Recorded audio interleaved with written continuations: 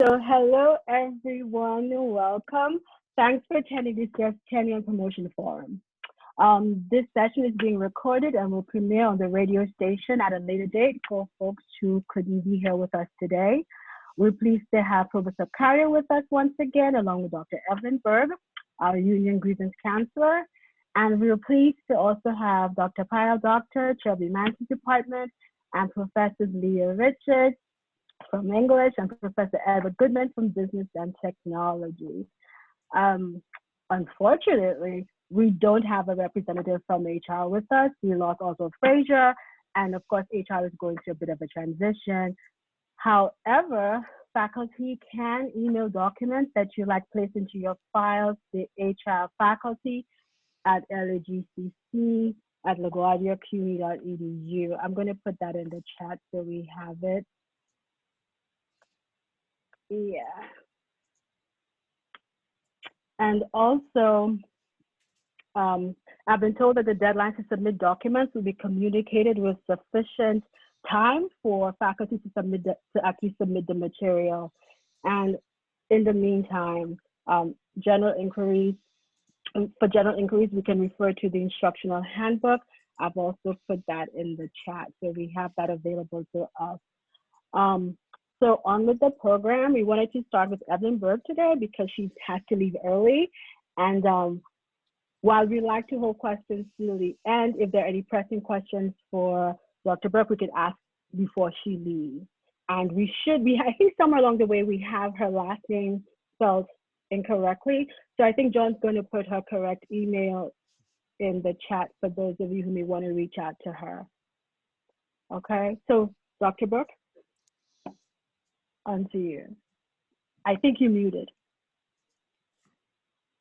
Okay, yes, I was typing in the chat. I do have a class at 3:30, but I will try to come back maybe if you guys are still lingering at like after 5. My class usually goes till 5:10, 5:15.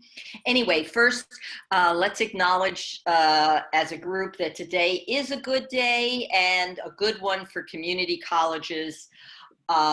Whatever the future holds, and I'm sure it holds plenty of things. And as was said, I'm usually in the cleanup slot, but not the starting gate, but since I have to go to class. Now, the rest of the panel will be advising you on how to do things right. You tend to see me, people visit me only when things aren't going so well. So, but I'm always happy to see you, and I'm here even if you're worried. I'm here to help people when they even have anxiety about things. And I do a lot of emails back and forth.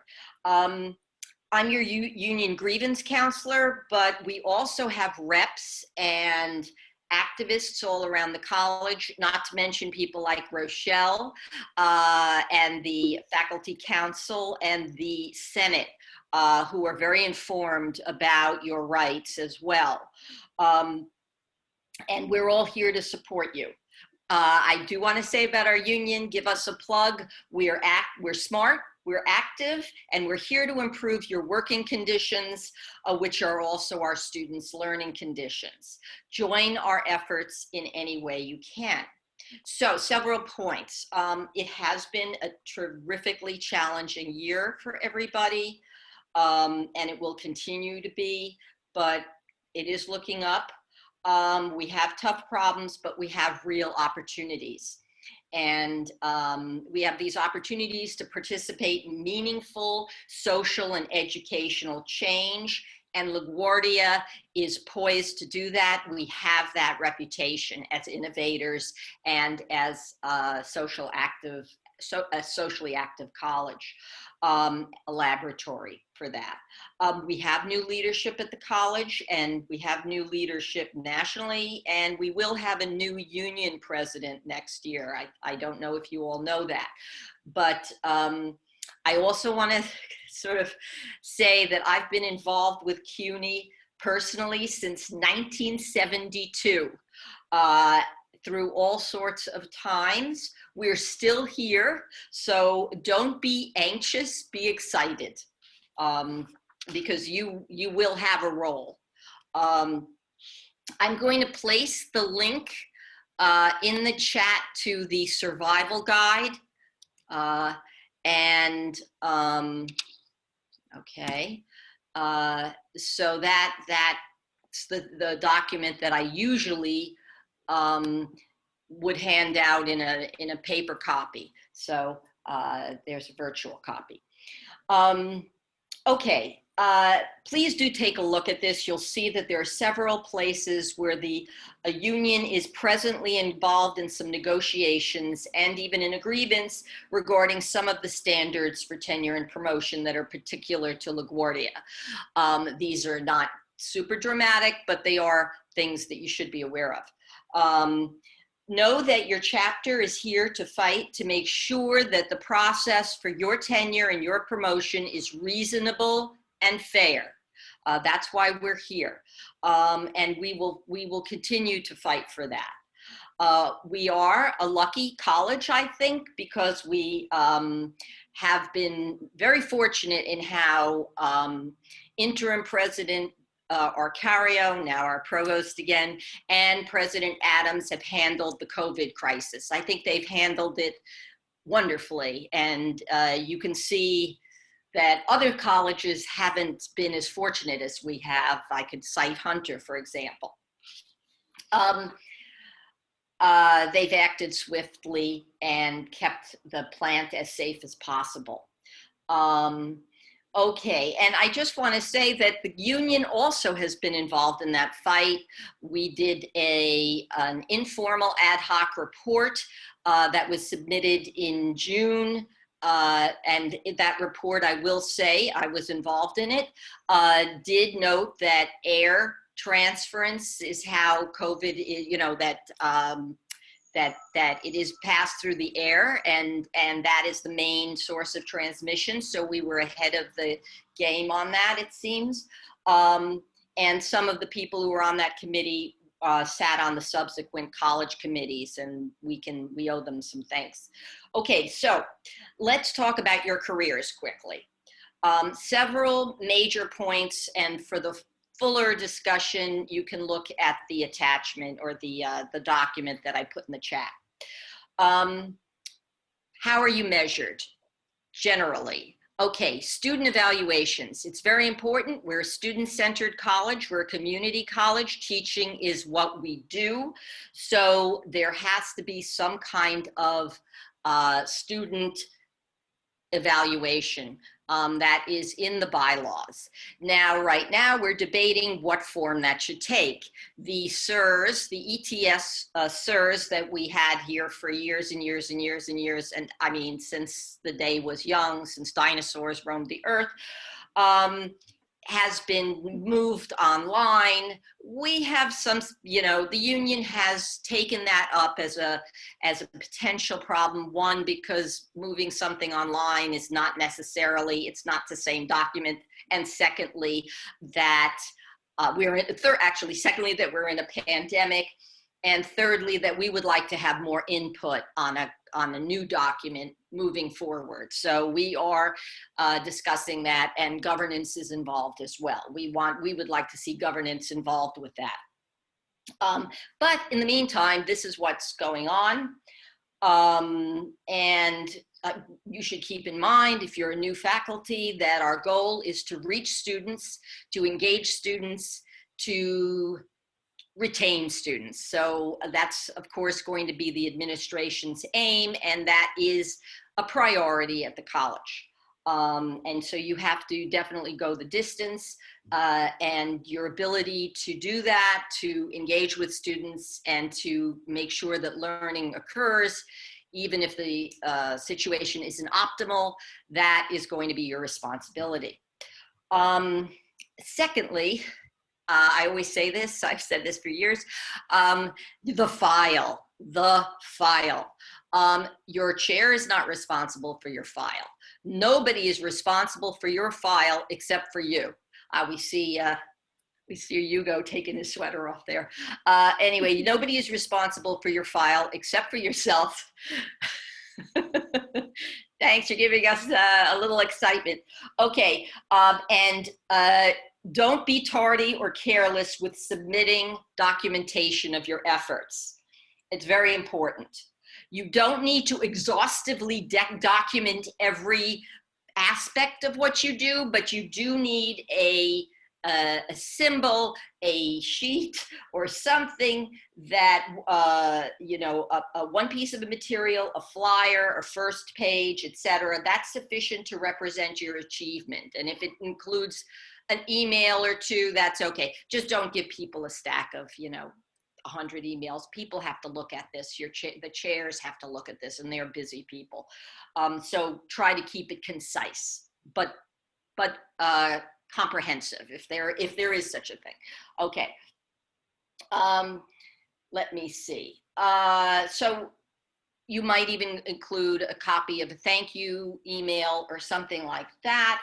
If you publish a book or article, you would copy the front page, the table of contents, and the first page of your article. You could put the whole thing in, but don't count on anybody reading it. They might, but if they, maybe they will, but probably not.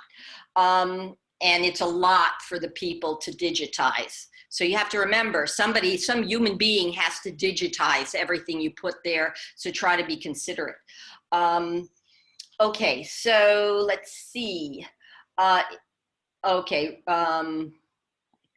other thing is to update your CV regularly. That may be all that somebody really pays attention to. It's very possible. I know, our mothers are very interested in every little thing we do, but the chairman of a department that you're not in may have other things to deal with. So make sure you give somebody an overview of who you are and what you're doing. You also should try to think about a narrative trajectory for your career. You will revise it as you go along, but you want to think about who you are. What do you do that's different from everybody else? What special qualities do you bring to the college? You have to figure those out. What those talents are. Your chair sometimes can help you, your colleagues can help you, and then you have to sort of build a narrative about yourself around that, and you're going to have to promote that vision of yourself. Thirdly, your chair. Your chair is your representative. You voted for them. They do a tough job. They work very hard.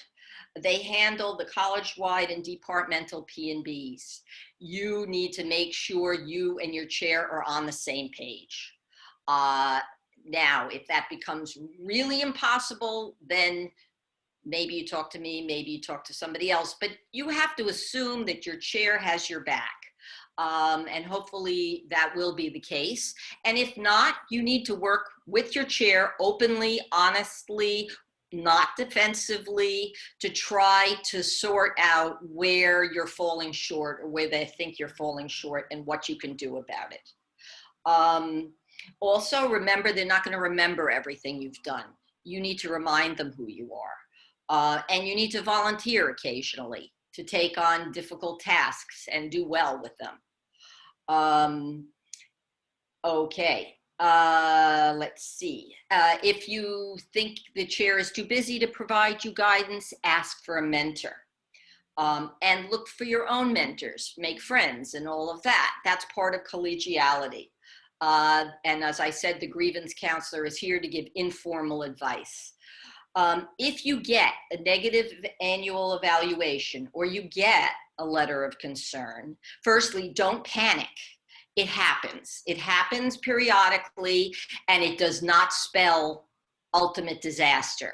It's not the greatest thing. It's not happy. It's not a happy moment, but it means you need to improve.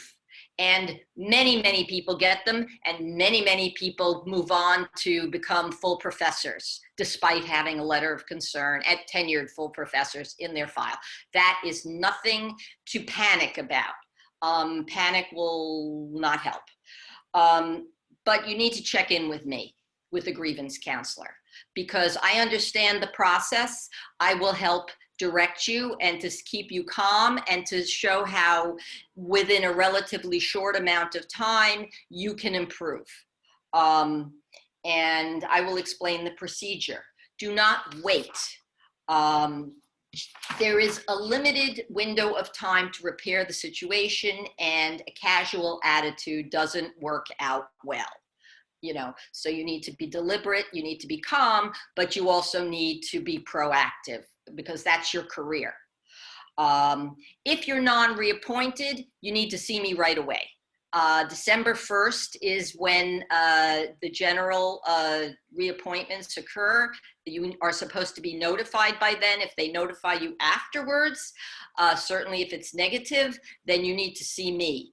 And if you get a non-reappointment, don't wait too long. You have 30 days to file a grievance.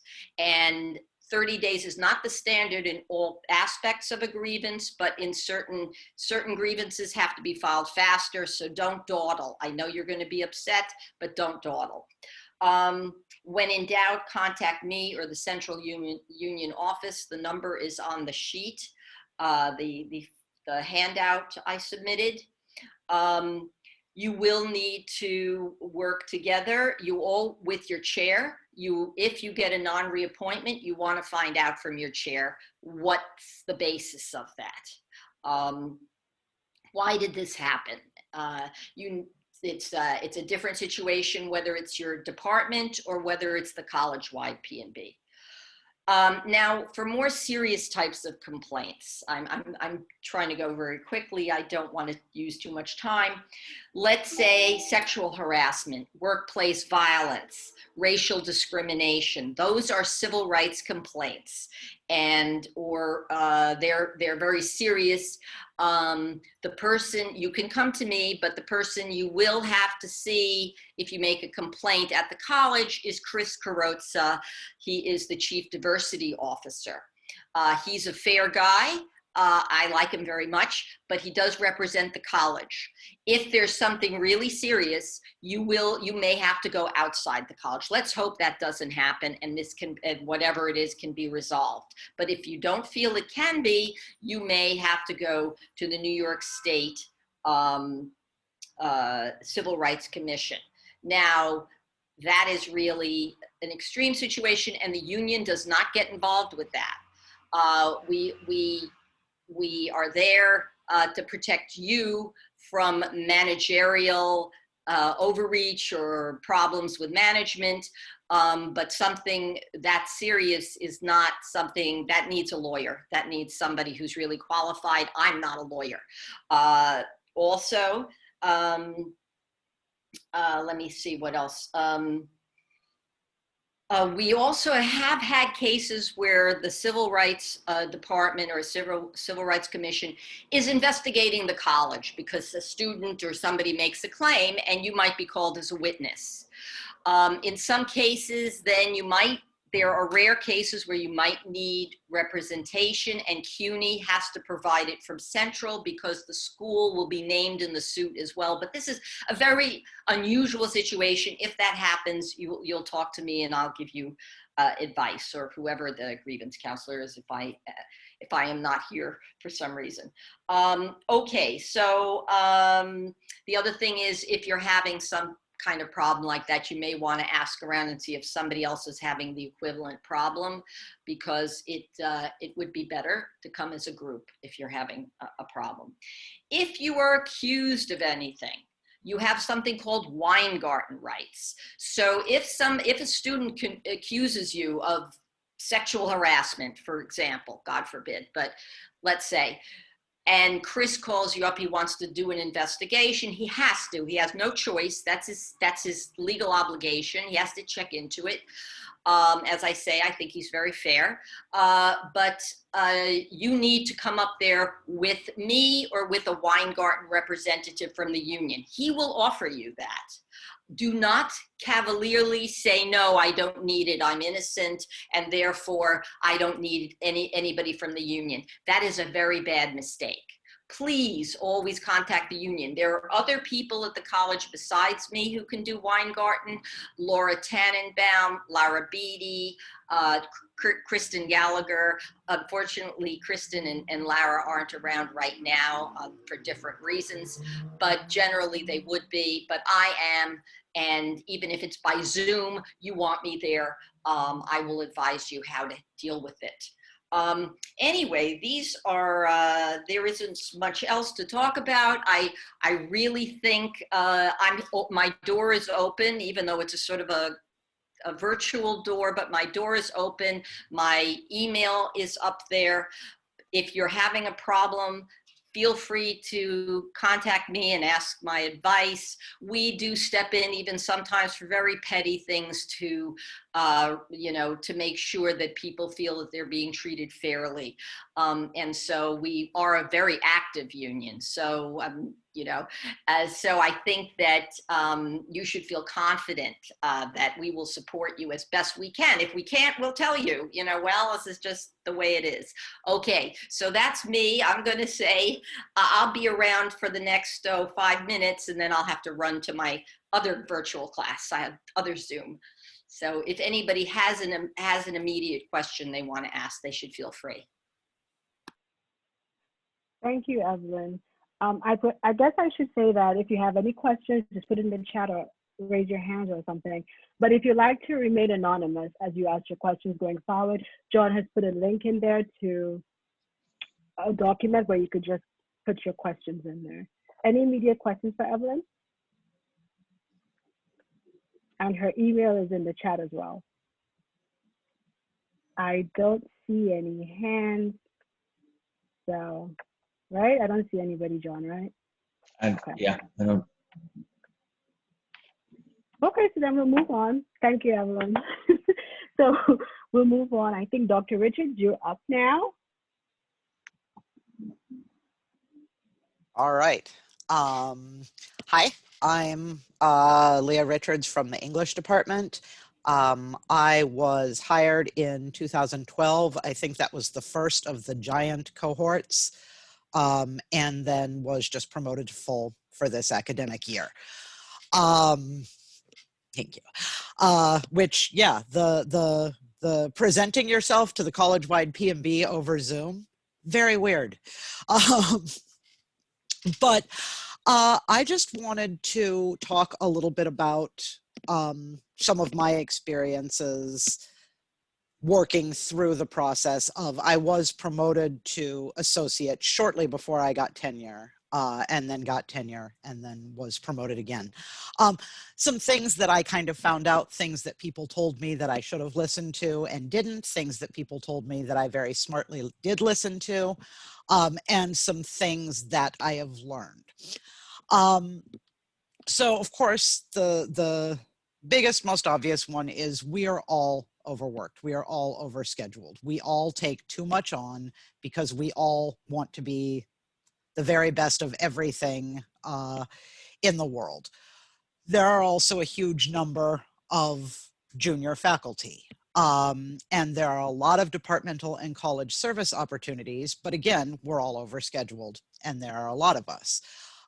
As you prepare for promotion, tenure as well, but promotion tends to require very, very active college service, leadership positions or significant initiatives. And it may feel sometimes that, you know, well, how could I compete with these other people to get these positions and things like that. And so I did want to talk a little bit about how kind of that worked out for me. When I first came in, basically, if you asked me to be on a committee, I smiled and agreed, and bought a gigantic planner so I could keep track of all those things that I'd agreed to do. And then fortunately, very early in my second year, a colleague approached me and said, hey, I've been doing this thing. I can't do it anymore. Would you like to be the English and liberal arts rep for advising, for faculty advising? And I said yes. Depending on how long you've been around, you know that we're now on advising 2.0. It's been constantly evolving, but I was able to get involved in leadership capacity that has since grown in advising. And it was a case of being asked by someone because they knew what my strengths were. I had made a point of letting people know, not, you know, walking up to people and saying, hi, I'm pretty organized and I'm very loud and bossy, but just when the opportunity presented itself, making sure that people knew that I do like things like people wrangling. I do, anyone who has worked with me on advising knows that I very much enjoy sending very long emails that nobody reads. So I was able to fall into that. And what I had to realize then, and again, it was difficult because, you know, I'm a woman, you know, we don't say no to anything. We say, of course, yes, I'd be happy to do that. I had to focus my energies. And that was challenging because I didn't, you know, every time I was like, okay, I'm going to give this up. You know, I'm going to quit this committee. And then I would walk in and I wouldn't be able to do it. You have to focus, you have to prioritize, find the opportunities, create them if there is a space for them, or seize the opportunities that will let you share your strengths. Choose one or two things that are important to you and see how, and generate connections and things like that. Figure out the ways that you can work smart, that you can make your things work together. Again, for example, my primary focuses service-wise are advising and liberal arts, but those work together. But because of that, I also teach the first year seminar, which meant I went through professional development with that. Then I was able to choose professional development to show my engagement with the community that was connected to e-portfolio design because of the first year seminar. I work with learning communities because of liberal arts and because of advising. So I was able to pull it all together. And then also, of course, I worked with the group of faculty because I knew the liberal arts major. I was able to work with the team of faculty who put together the liberal arts, women, gender, and sexuality studies option. That I was the person who just kept popping up and being like, no, they're not going to let you do. Nope, that's not going to work. So figure out the things. How can you make these things work together? If you're in, you know, if you're involved with governance in any way, are there other ways that you can work, you know, other arenas that you can work on that in? If you are working with, you know, if say you're working closely with a program director or you are a program director, can you also work with a student club? You know, things like that. When you join a committee or any initiative, what are you going to bring to it? What are you going to do each year? Professional development. This was something I had to learn too, that never do it just for the CV line. Do it because it will add something to your teaching. Scholarship, have to remember that we are scholars as well as teachers. Keep going to conferences, take those little writing opportunities, everything like that. But also remember, and I am mentioning this because I screwed this up, make sure that you are writing peer-reviewed articles, books, whatever it is that is required within your department and things like that. Make sure that you are keeping up with all of that. I put my own writing aside and I was like, well, I'm going to conferences and I edit a journal. You know, I do many, many things. I was like, I've written some encyclopedia entries, things like that. I didn't publish anything peer-reviewed for 6 years. Not my first 6 years here, but it was a period of 6 years between my peer-reviewed publications. And that meant that I had made my plan that I was going to go up for promotion in my 4th year, and I could not do that. My chair knew that I didn't have the scholarly presence that I needed to have, that would be the first question people would ask. As it happened that year, I had an article accepted 3 days before the HR deadline to apply to go up for promotion, and that was too late to do the paperwork. But I had put off my own work in such a way, you know, that I just decided that other people's scholarship was more important, that other people's needs were more important. So do remember that scholarly presence and the ways that you can work that. You know, conferences are great because you can test out ideas. Conferences are great for networking.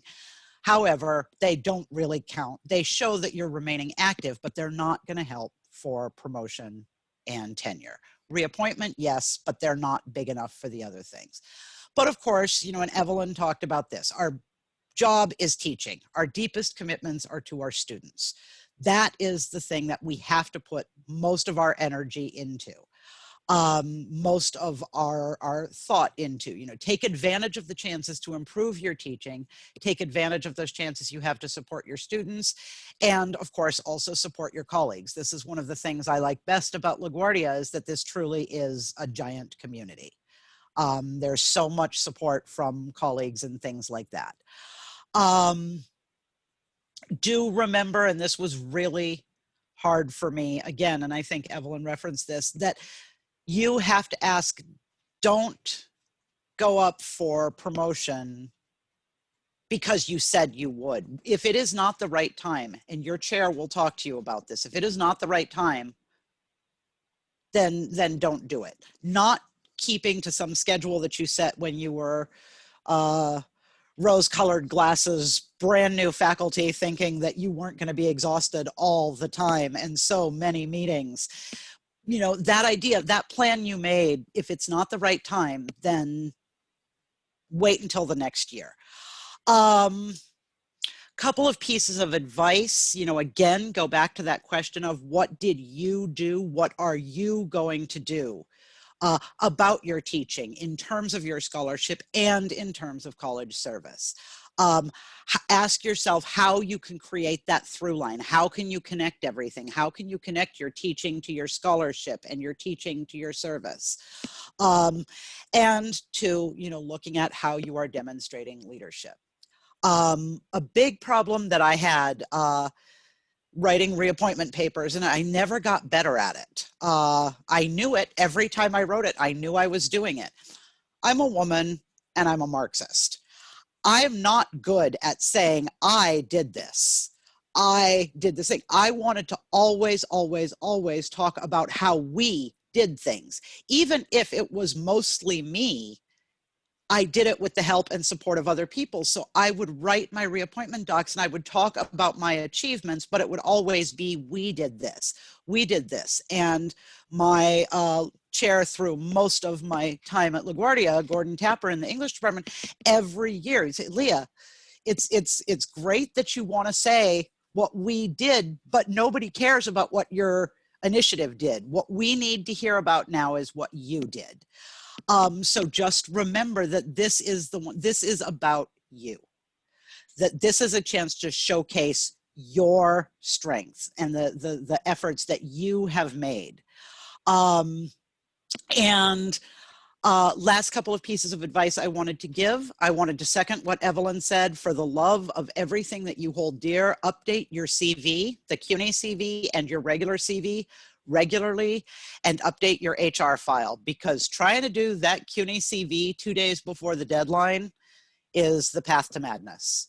And the last thing I wanted to remind everyone of, especially the junior faculty who are here and planning out their careers and things like that, no is a complete sentence. If you cannot do something, you can say no, and you do not have to offer an explanation for that. No is a complete sentence. Thanks. Thank you, Leah. No is a complete sentence. Note to self. So now we have Professor Goodman up. Hey, everybody. Thank you. Just like Leah, I just recently promoted to full professor. I'm a professor in the Business and Technology Department, so I'll share with you some of my experiences, some mistakes that I made, and hopefully some things that I did well as well. So, so really quickly, I'm going to take a look here. In terms of challenges, that I found, and junior faculty that I've worked with found, especially in the beginning, just finding your place at the college. As Leah talked about, how do you show who you are, and how do you become an important part of the college? That's a challenge I had, especially in the beginning. Feeling overwhelmed, absolutely, right? once you get going, I think my third, fourth year, I just was totally overwhelmed. So many committees, so many projects to do in addition to my classes. That sense of, how can I get done all the things that I have to get done? I also found certain activities intimidating. For me, it was especially scholarship. I came from business and accounting, and scholarship to me was very intimidating. And I found that an obstacle just to kind of get past that anxiety and just actually do the work. And I find that junior faculty that I work with, some of them are scared of scholarship. Some of them are a little intimidated by leading, different projects or being involved in different work. And so maybe we'll talk about how to overcome that a little bit. And the last one, scholarship. I think scholarship is something that I didn't just struggle with, but a lot of folks struggle with. We'll talk about how you can kind of succeed in that area, and a lot of it follows what Leah mentioned as well. So some tips I have real quick. Others have mentioned it already today. But be yourself. Follow your passions, follow your interests. I think the great thing about this college is there's no cookie cutter way of being promoted and moving on. You don't have to do things just like I did, just like Leah did, or anyone else. You get to be yourself. You get to use, who you are, what you enjoy doing. But as you're doing that, make sure you're doing it within the framework of the expectations for promotion and tenure. So for me, I was in accounting for 10 years. I didn't mind the work, but I felt it not very fulfilling. So when I got here, any chance I could get to work with students in the class, outside the class, any projects about students, I dove into. It was really what interested me and what really excited me. Also, coming from business, I love being involved in projects. So I naturally gravitated towards projects, whether they're in the department or in the college. I really enjoyed being part of a team and helping, get good work done. However, though, as I did that, I kind of lost track of my scholarship. This is a job, so you can pursue all your great passions and all the things you want to do. But, in the college, as my chair, Mike Napolitano, always says, every category of what's expected, it doesn't have to be equally full, but there has to be something significant in each of those jars. And I definitely let scholarship go as I was getting involved in other things. So you have to definitely keep that in mind. This is a job, there are expectations. And as you're going, make sure that you are, fulfilling those expectations and those requirements along the way. Another thing of advice is ask for help. This college is full of great people who want to help you. But I think what a lot of us find is they're not going to ask you for, do you need help? People are not going to look over your shoulder all the time, asking you what do you need right now. But tons of people will be willing to help you if you just ask them. So I highly recommend, if anyone's struggling or feel like they're not getting done what they need, talk to your chair, talk to folks in your department, talk to other folks that you've met, talk to Paul as well. I've had a couple of conversations with Paul, Provost Ontario, that really helped me in terms of making sure I was on the right path. So reach out to folks and don't be anxious about that. I think folks are very eager to help. In terms of scholarship, what I tell my junior faculty that I work with all the time, if you did it, write about it. If you're doing something in your classroom, if you're doing something, in your department or in the college, some project or committee work, those are articles a lot of times. You might need to accumulate data. You might need to get some information and data to help you with your article. But it doesn't have to be the work you do and then your scholarship is totally separate. Your scholarship should be what you're doing, as Leah said, what you're doing in the classroom, what you're doing in other projects across the college. And to me, once I kind of figured that out, I think that helped in terms of making sure I was getting the scholarship down. Also, be organized and disciplined if you can. One reason I didn't do the scholarship all the time was I didn't have to, right? There are classes that we have to teach. There's meetings that we have to go. No one is going to make you publish that article this month or next week or do work on it. But in the long term, ultimately, they will. You won't get promoted, you won't get tenure, and so on if you don't fulfill your scholarship. So I know some folks that I've worked with. Every Friday they put a scholarship day. They put it in their calendar. No meetings, no classes, no student work. This is their time that they put aside to do their research and scholarship. And I highly recommend that for folks that are struggling to find that time. And as Leah said, if you're having trouble finding that time, you can say no. I like the no is one sentence. I wish I had learned that 10 years ago, but it's true. Talk to your chair, say no if you need to find the time, be proactive and find that time. And the last thing in terms of advice, relax, have confidence. There are, when I got to this college, again, I was from business. Everything in academia was new to me. I found it intimidating. And all these great people that I saw that were full professors, I think I put them on a pedestal, which is great, but not really. You see, oh, I can't do what they did. Or, I can't lead I can't lead a committee, or I can't lead a project, or I can't, write about this. And it's just like we tell our students. No one's smarter than you. No one's better than you. They're just maybe a little more experienced and a little further ahead. But have the confidence to do things. If you want to write a book, write a book. If you want to pursue some new project or some new thing you want to do with your students or something, throughout the college, do it. And as you do things, you'll get more confident and you'll feel that things are a little easier to do.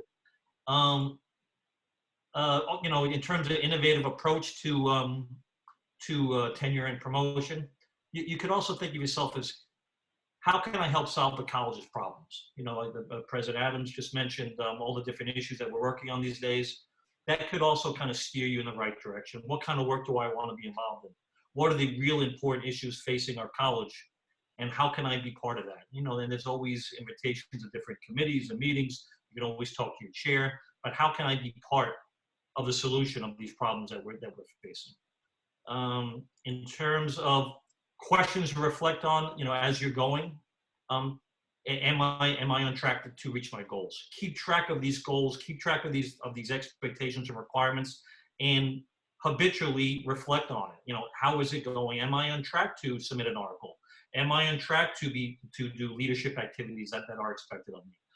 Reflect on that, because time flies, and you'll look up and years go by, especially once you get tenure and once you maybe associate professor. When you're trying to make full, time can definitely fly past if you're not really keeping track of what you need to do. I definitely did that, and I recommend others just keep track of, am I doing what I need to do, and track that as much as you can. Am I allowing myself enough time to achieve my goals? Am I putting things on my calendar to not just do the work that I've been asked to do, but also to publish articles and maybe some other things that you have to do in order to get promotion. Think about, do I have the right mentors? Do I have people that I can go to for guidance? Because again, there's plenty of great folks here, and reach out to them. And if you feel like you're not getting the right guidance, reach out to some other folks. And if your chair isn't helping you, talk to Paul. There's tons of folks who are available to give you the guidance that you need. And I think Leah mentioned it as well. Am I making an impact with the work I'm doing? This is not about just joining committees or being parts of projects. It's really about, what are you doing in your classroom and outside the classroom? What is the impact of the work you're doing? And that is something to reflect on and think about. Am I just going to committees and showing up, or am I actually part of doing things? And part of doing things could be, we tried something new and it didn't work, and we learned that maybe we need to do something else. That is an impact. And I've failed plenty of times in terms of doing something new and then realizing maybe that we need to do something a little different. And that's totally fine. But again, I think you should reflect on what you're doing and the impact that it's having. In terms of paperwork and promotion papers, if you do the work, document the work. I'm shocked in my department, some of my junior faculty, they do so much work, and I know they're doing such great work during the year. And then I'm on the department P&B committee, and when I see their paperwork, it doesn't really reflect everything they've done. And they're so busy and they're so involved in the work they're doing, they don't prioritize writing it up correctly. And you have to document the work you're doing. And as Leah said, you have to write about what you did and the impact that you made. I definitely know my first 3 or 4 years here, my paperwork usually was, I was on this group, and we, just like Leah said, we did this and we did that. And my chair would go, what did you do? And I'd be like, well, I did a bunch of stuff. And he was like, then write about that. Write about what you did, and then write about what is the impact of that, in terms of student learning, in terms of the college, getting closer to their goals. What did you do, and what is the impact from the work that you did? I think also when I went for full last year, what helped me, I organized the work I did into common themes, 3 or 4 areas. We do so much work and so many different things that you sometimes think of them as very separate things. But if you really look at the work you're doing, usually you can put it in 2, 3, or 4 categories. For me, I think it was in terms of student retention and success, all the different advising activities I was involved in, curriculum development, just student learning. Are we strengthening student learning and assessing student learning? I think, and when you do that, it's kind of cool because you really understand, oh, wow, I didn't just do 10 or 12 different things. I really focused on these 2 or 3 main areas, and this really defines kind of who I am and what I'm doing. And I think when you present yourself to the college-wide P&B, it gives them a better idea of who you are and what you do instead of these separate things, these 2 or 3 main categories, and the impact that you made in these areas. And then just last suggestions, Leah mentioned it, just keep trying to be better. Every year, inside the classroom, what can I do differently? What have I learned? How can I just make this assignment a little bit better? Or do something, that I haven't done before? What can I'm a program director, so what can we do in our program to make things better? It keeps the job fresh, right? It makes it more fun when you continue learning and doing new things, and it definitely will help your record in terms of what you're doing when you're constantly trying to evolve and get better as you're doing things. Another quick suggestion is build relationships. As you're working, you meet such great people, and you're working with such great people. Build those relationships. I think some of the mentors that I have been from some of this work I've done across the college, and also just friendships that I have. And initially, I don't think I focused on those relationships, but now I really really take time to build those and to make that a great part of the job.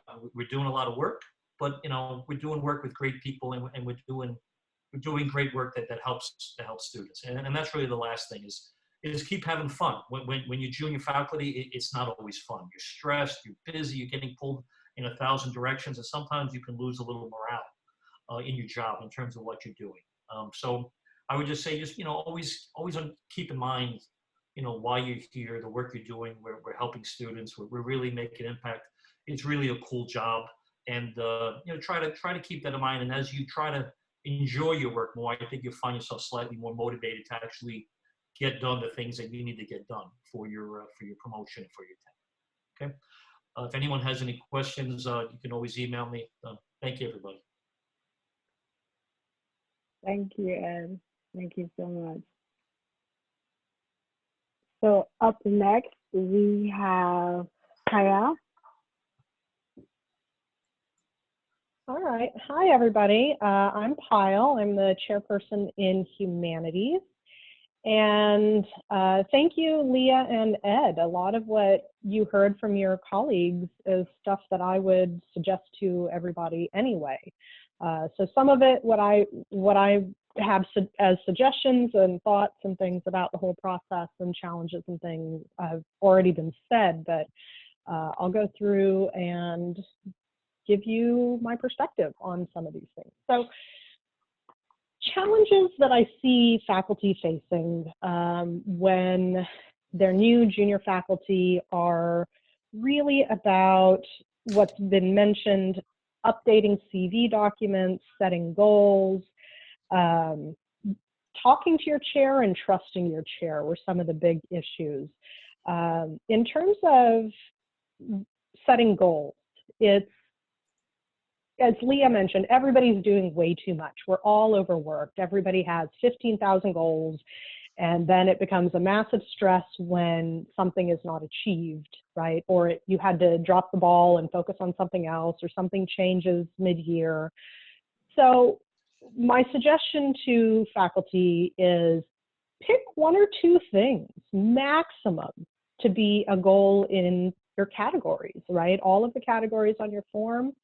1 or 2 goals is it. If you want to do more, great. Nobody's going to stop you, but don't overcommit yourself and really just fall short on time, be stressed. You have a lot of things to juggle. And now with even being at home, right, a lot of people have kids and families, and it makes it a lot harder to get things done.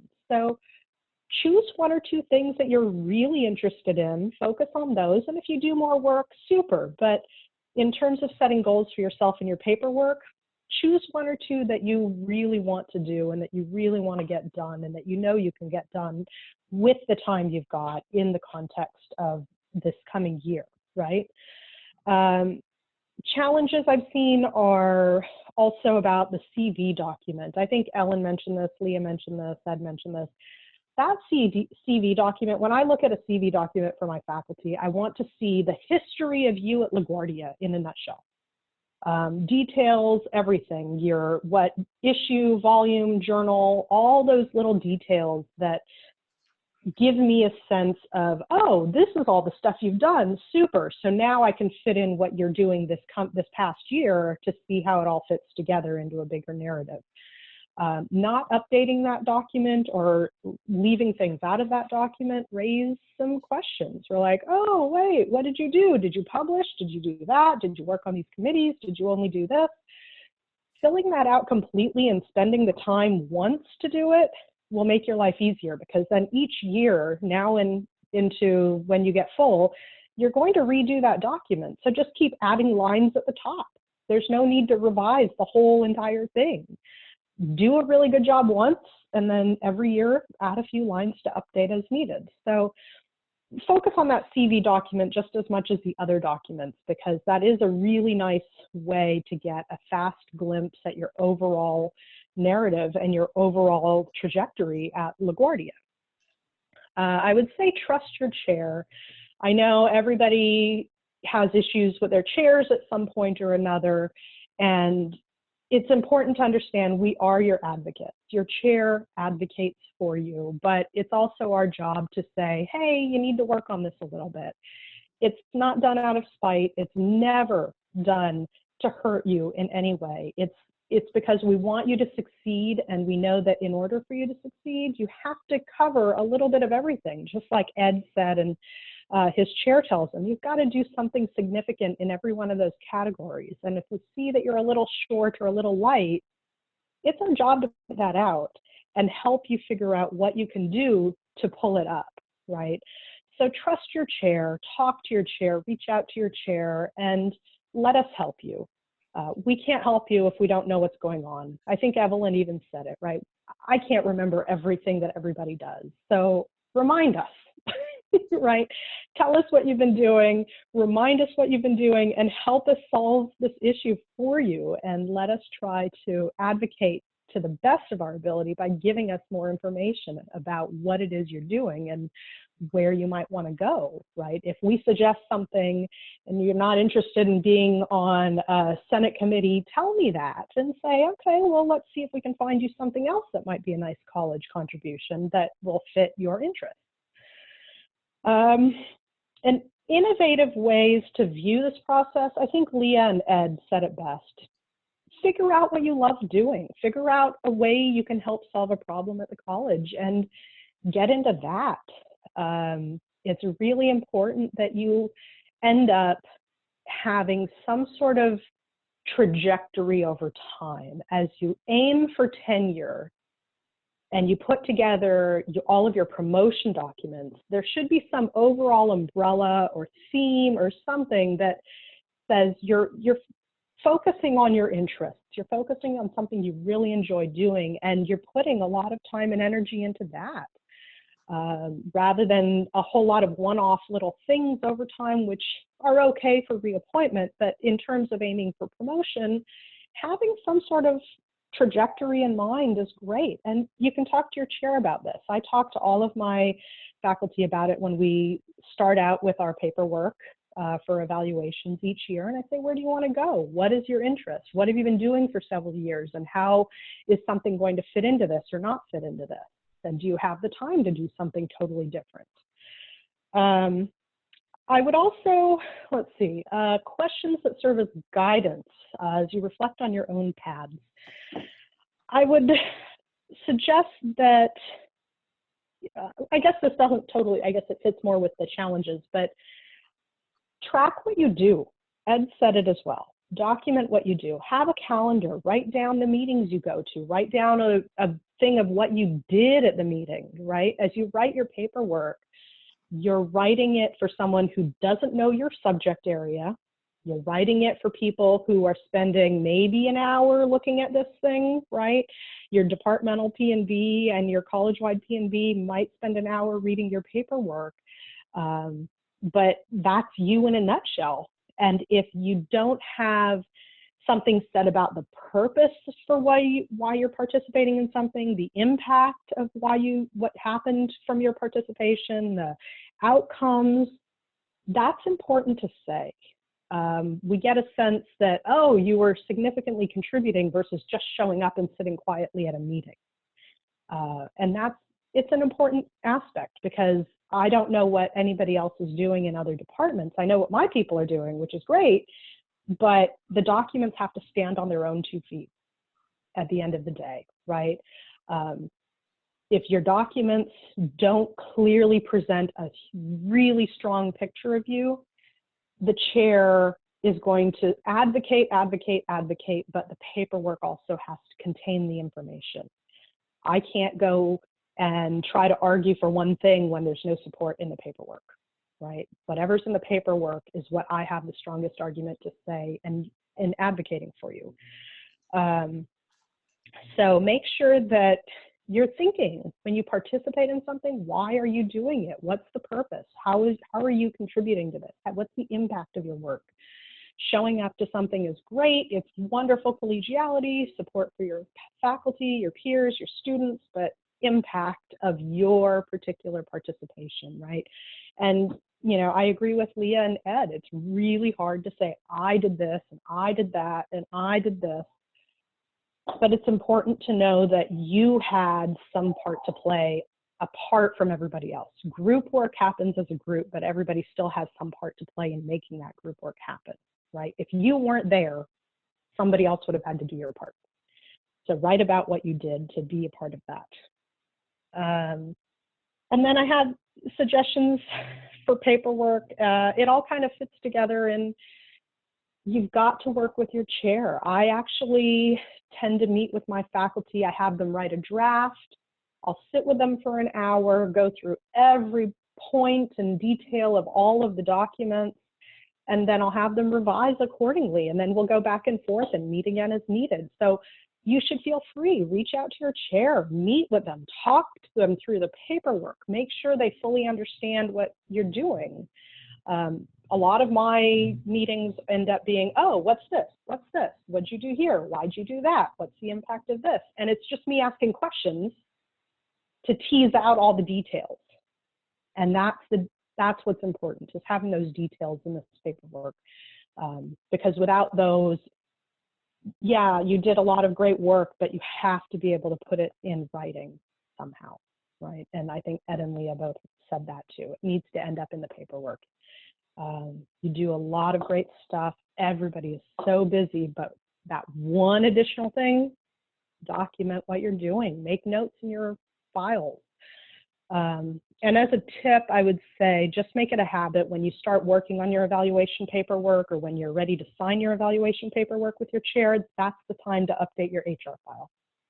Just put it in your calendar, evaluation and update HR file, and do it all at once. Otherwise, you might forget, and we don't want that. So everything you want to put into your HR file should happen right around the time your evaluation is getting signed, because that's when it would be most useful to have in there. So I think that covers everything I wanted to say. So thank you. Thank you, Doctor. I couldn't resist. So maybe I should say it again. John, maybe you want to put the link up in the chat again. If people want to ask questions anonymously, they can use the link that John will put in again, or you could just put the question in the chat. Thank you. I'll put up the link again. Yeah. Thank you, John. Professor Carrier, you're up. Okay, let me just unmute myself. Hi, everybody, again. Well, first of all, just thank Leah and Ed and Pyle and Evelyn. Everything they said was absolutely spot on and excellent advice. And many of the things, I would say the same thing. So just a little bit briefly, just to remind maybe some of the newer folks of the sort of the mechanics of the process. So, you know, your annual reappointments, and ultimately tenure vote and promotion vote go through your departmental P&B. Approved by the department being P&B means it's a recommendation to the college-wide P&B. College-wide P&B are the academic chair people, me as provost, and the president. And the president does not vote, but the chair is an I vote, so there are 10 voting members. And we look at your evaluation. Those are all loaded onto SharePoint, and we look at them ahead of time. And we're actually in the middle of the process now. It's about 4 or 5 weeks, two full days a week. And then we take a vote, and that vote is a recommendation to the president. The president can take the either way, whether it's a positive or a negative vote. The president can accept the recommendation, or the president can decide to not accept that recommendation. In the case of, let's call it a not favorable outcome for reappointment or tenure, you can first, of course, you do contact Evelyn, but you can first appeal to the president. And then there's a grievance process, which you can also do. But what I really want to say, actually jumping into the mechanics too quickly, I don't have the data this year because we're in the transition with HR, but overwhelmingly in the high 90s percentages, folks are tenured and promoted. And that's what we want to happen when we hire you. I think somebody else said this earlier, but it's very true. Maybe Pyle said it. We want you to be successful. And, as Ed mentioned too, there's a lot of support, right? The chair gives you guidance, colleagues support each other. We're not looking to non-reappoint people. We're looking to make people successful. Even the letter of concern, which, the dreaded letter of concern, which we actually don't give very many of them. It's a tiny percentage. They're meant as guidance. I understand it's not pleasant to get that. But, you give your students feedback when something's not where it needs to be. And this is feedback for you guys. If there's something that, usually you're sort of missing something in a category. Maybe you're like in year 4 and there's no publication. We don't want anybody to come to that tenure vote and get turned down. We should have given you the guidance. I mean, that's seldom, and it shouldn't be happening. We should be giving you the guidance ahead of time. Overwhelmingly, anyone who gets a letter of concern, and Evelyn mentioned this, takes care of what needs to get taken care of and then moves on successfully. They actually, are very helpful. Even though I get it, they're not pleasant to get. But we really want you to be successful. And if I can just briefly, I think I will go through the categories a little briefly.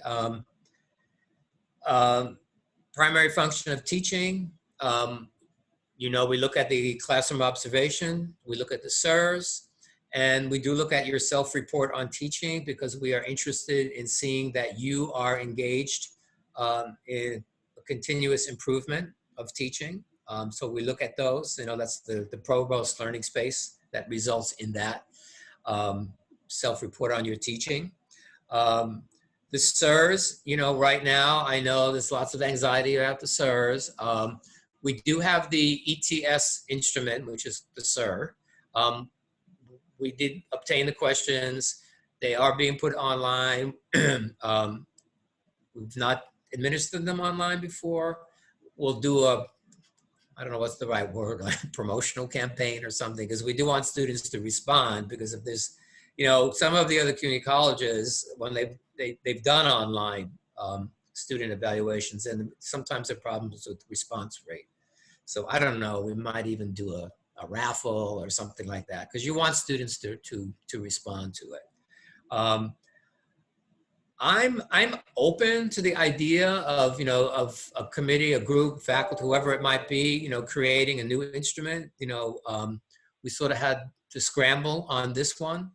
But I do understand now that CUNY has a committee that they're looking at a uniform instrument across CUNY. Now, I will tell you, when I was provost like 3 years ago, I was on a group and they were also going to look at that, and didn't really happen. So, I'm going to try and find out. I don't want us to put in all that work if there's going to be a standard CUNY instrument. So, I'm not wedded that we have to particularly use the SIRS forever, but, we will do it now. That is, in the bylaws, it is mandated. CUNY did suspend it for the spring, but it's back. So we will be doing SIRS, and we will be doing the observations as well, this year. And look, overwhelmingly, we also, a couple years ago, got the data from ATS college-wide. LaGuardia as a whole performs above the national mean. Generally, SIRS are not a problem. I mean, there's a small handful of folks sometimes have some issues with it, and we try and guide them around that. But in general, people do well. I don't know what's going to happen this year. I don't know. Maybe the response rates will be so low that we can't even, it's hard to make sense of the day. I don't know what's going to happen. But in general, we've always looked at SIRS, over a longer period. We try to look at a pattern. We try not to look at one shot. I don't know what's going to happen this year. Maybe the whole college, maybe everybody's SIRS will be down because of online, or maybe not. I don't know. But we're not looking to use them to get people in any way. But I get the anxiety around it because it is somewhat different, this year. And so I'm sure in the question period, you'll probably want to ask me more about that. But so that is happening. In terms of the departmental and college-wide, a lot of folks said this. Pyle said it, Ed said it, Leah said it. Sometimes some of these are underwritten. Don't sell yourself short. Let us know what you did. Remember, most of the people in P&P don't know you. They're not your chairperson. So make sure you let us know. And particularly the impact of what you did. It's okay to do things collaboratively. So I don't want the message, because we keep saying, let us know what you did. We do want to know what you did, but that doesn't mean you have to work alone. You have to, collaboratively, but sometimes it's hard to tell. And we do want some kind of a sense. Look, this is what my role was. You never should write, I served on the curriculum committee. And what did you do? What happened? You'd be surprised how many times we don't get that information. So document what you did, document the impact, let us know. That I would say for the departmental category, the college-wide category. A lot of folks said, and this is really, I totally agree, be yourself, follow your passion. There's room to do a lot of different things at this college. I'm looking at the screen, I'm not going to mention any names, but I'm looking at the screen and I see people who created really their own kind of projects.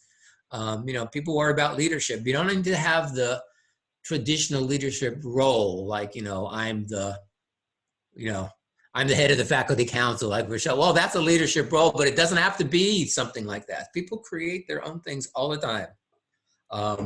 There's plenty of opportunity for that. Absolutely. And, I think maybe Leah was talking about try and combine things like it's like the liberal arts and the advisement. Well, so you don't want to have to do check. Oh, there's my college. There's my, there's my department. Check all these different boxes. If you can combine things, if you can create, like Ed, you organize your stuff into themes. Or maybe Leah said create a narrative so that by the time you get to tenure, we kind of get a sense. Like, Leah, she's the liberal arts, person, and then liberal arts advisor. We know you're that person, right? So, everybody knows. And hopefully that was something you enjoyed doing, right? So that's, your life will be a lot more fun. Ed, you mentioned having fun, right? I mean, it'll be a lot more fun if you can, try not to do 100 different things. But within the parameters of what's expected, follow your passion as much as you can. There's room for that.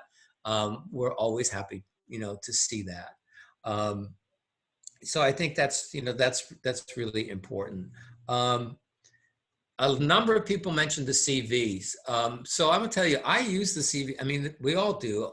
There are, like Pyle said, we're looking at, we had like 40 people up for tenure. It was a huge group. It was, I hate to, it was like 1,200 pages of stuff to read. And a lot of, I use the CV because that gives me, it's like you're in year 6. Do I remember every single thing? But the CV tells me the whole picture. And I will say, to be honest with you, there were a lot of incomplete CVs or things missing this time around. So do pay attention. Don't think we don't look at them. For a lot of us, they're a very helpful device, as I think Pyle said, to get the whole history of the person. I can remember, oh yeah, that's what they did 2 years ago. Now I remember. It helps us a lot. Let me see, I'm just looking at some of my notes as well. Oh yes, Pyle, you talked about goals, and that's important. A lot of folks, write too many goals. Sometimes you have 15, 16, 17, you don't need that many goals. 1 or 2 per area is fine. For your teaching, we're perfectly fine if you put your provost learning space, your inquiry project, that could be your one goal. We're fine with it. So you don't need so many goals. What you really want to do is be able to give yourself, like everything, there's a lot. You can get pulled in a lot of directions. You get busy, overwhelmed. Everybody's talked about that. So, focus, create priorities. You don't have to do 100 different things. I think that's really, important.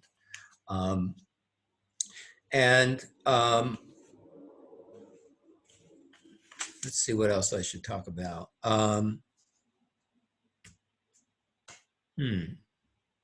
I'm sure you should probably ask me what else you want me to talk about. Then I can be sure to answer the questions. For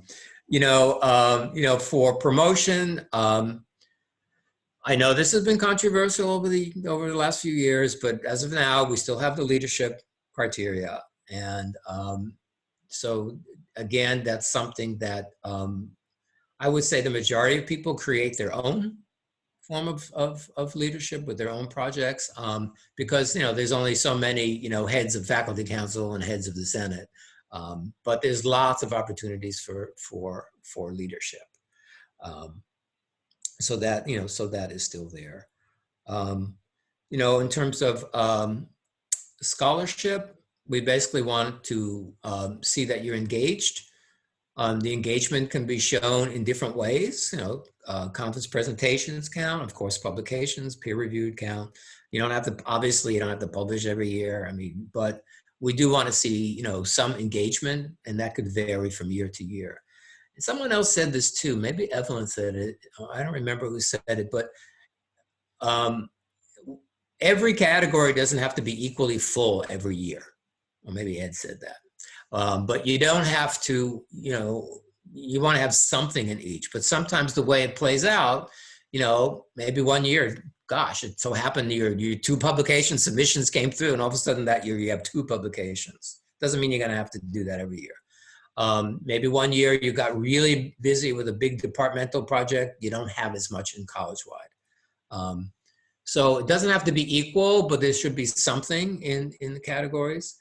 I know we're sort of in an odd period right now around advisement. We are still expecting student guidance. That is a category.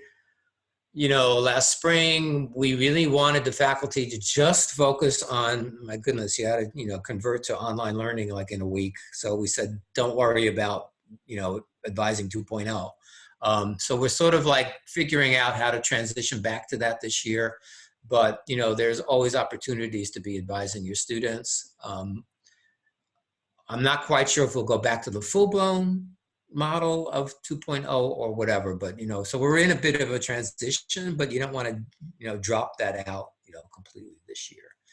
And I don't know if I have to talk about the collegiality, but, we do look at that, and, it's always sort of an odd thing to say, but it's not that you have to document that category. So, but, that is a category. And,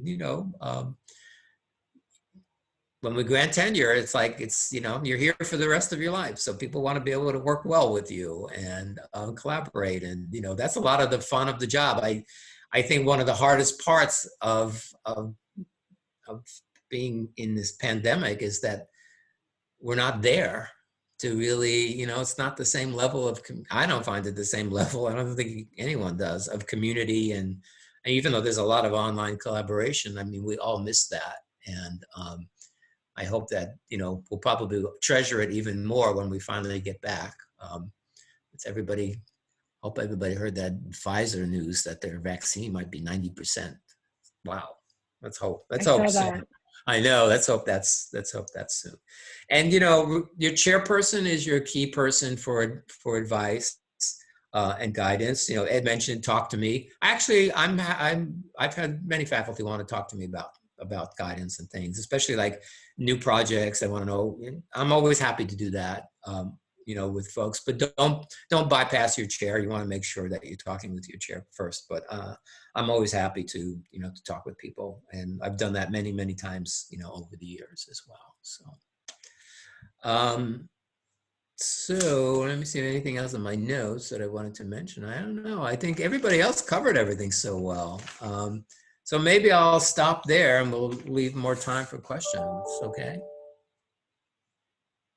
Okay. Thank you, Paul. We actually have a couple of questions already. And so I think the first one, will the funding challenges President Adams discussed in opening session affect faculty's ability to earn promotion to full professor and sabbatical? That's for Paul. You know, it's, well, let me say this. I don't think it would affect your promotion, but just so you know, we did not give a step increase. So you could get promoted, which is not something we have to do. That's sort of a discretionary thing. I could see it impacting the step increase for promotion, but not whether or not you get a promotion. The sabbatical situation, you know, it kind of depends how much we get. We get money from CUNY, but sometimes it's not enough to cover.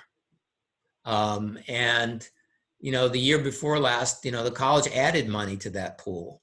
We're not going to have money to add to that. You know, I mean, I think you heard the deficit was now up to projected at $23 million. And we don't actually have a budget. So it would not affect whether you get promoted. I would say that, you know, it could potentially affect how many sabbaticals we give out, because there's X number of dollars, and you know there are more folks eligible. You know, so it could affect how many we give out. I think it's really hard. It's like it's not supposed to affect it, because in theory. We get the money from CUNY, but if we don't really fully get the money, and I don't know what we're going to get this year, we don't have a budget. So I'm really being totally honest with you on that. Okay. How is program directorship valued in the promotion process from associate to full? There have been conflicting signals sent to us in the past 5 years. Program director is considered, this is a little, all right. So in general, program director is considered departmental contribution. And we have been looking for college-wide contributions up for full. But sometimes it depends what you do. So there have been some program directors that, for example, took their program and did another project with another program. And all of a sudden it became very much college-wide because of the work. It depends what you do as program director. But in general, we've been considering it departmental. But it's possible that something that's considered that could become a college-wide, depending what is it that you're doing? I wish I could give an exact example. I can't think of an exact example of it. But there are ways, right, that you can have, if you're a program director, and you can have your program, you know, interact with another program in some way. So all of a sudden it becomes college college-wide. But if you're listing things like scheduling the courses, hiring the adjuncts, that's all important. But with that type of departmental administration, if that's what you did, that's leadership in the department. Certainly good for a promotion to associate. I don't know. Was that clear? Is that clear? What I mean? Hopefully. Yeah. Okay. Okay. The third question is about leadership. Am I getting all the questions? I think so far. That how it's going to work? It's about you. That makes sense. I'm happy to try and answer. Go ahead.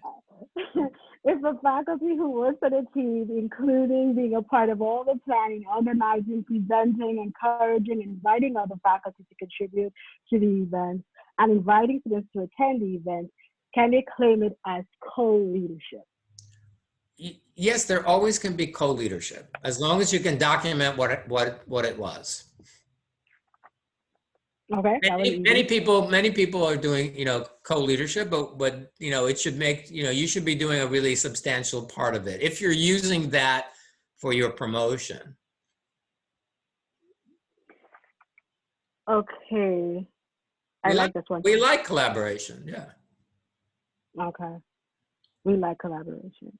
Do you have any unique advice? I guess it's for anybody. Do you have any unique advice for those hoping to go up for full immediately after getting tenure?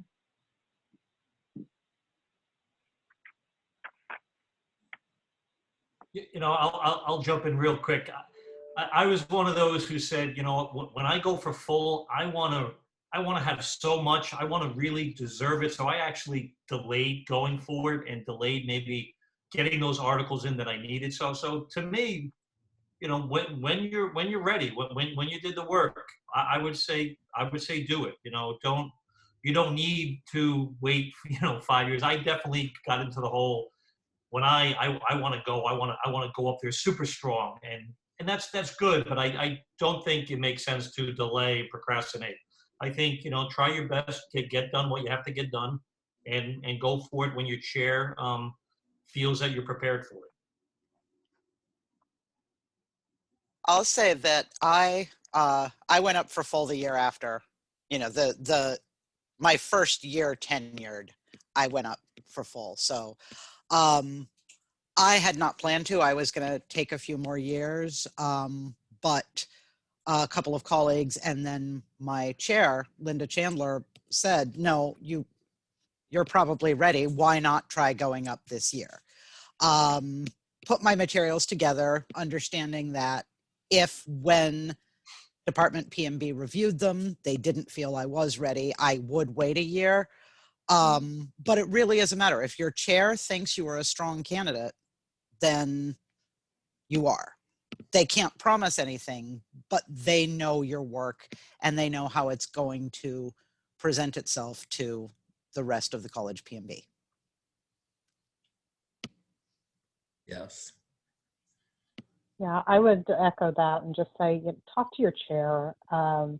You don't technically have to get approval of your chair to go up for full professor, but I would recommend it just because your chair is your advocate, and it's always nice to let your chair know what you're planning. So if I'm the one in the room, I know how to best advocate for you. If I don't know you're going up for full, I'm reading the same paperwork everybody else is, and it's harder for me to be an advocate when I read what everybody else is. If I have some extra knowledge or insight or something extra to add, great. But I would say talk to your chair and trust your chair to either go up or to wait. Yeah, that's very good advice, Pyle. I would say the chairs have a sense of if what you have is looks like it's there. So you definitely want to do that. And even though you don't need that to departmental vote for it, it's really good to talk with your chair about it, because your chair will be there advocating for you. And it's like Ed says, if you have everything and you're ready, you don't have to wait. If you're there, you're there. Okay. What is the timeline for first promotion, assistant to associate, and then associate to full? What is the what? Timeline, the timeline. Well, 2 years in rank is the rule. So you'd have to have like 2 years in rank as assistant before you can go for full. And right now, oh gosh, wish I had HR here.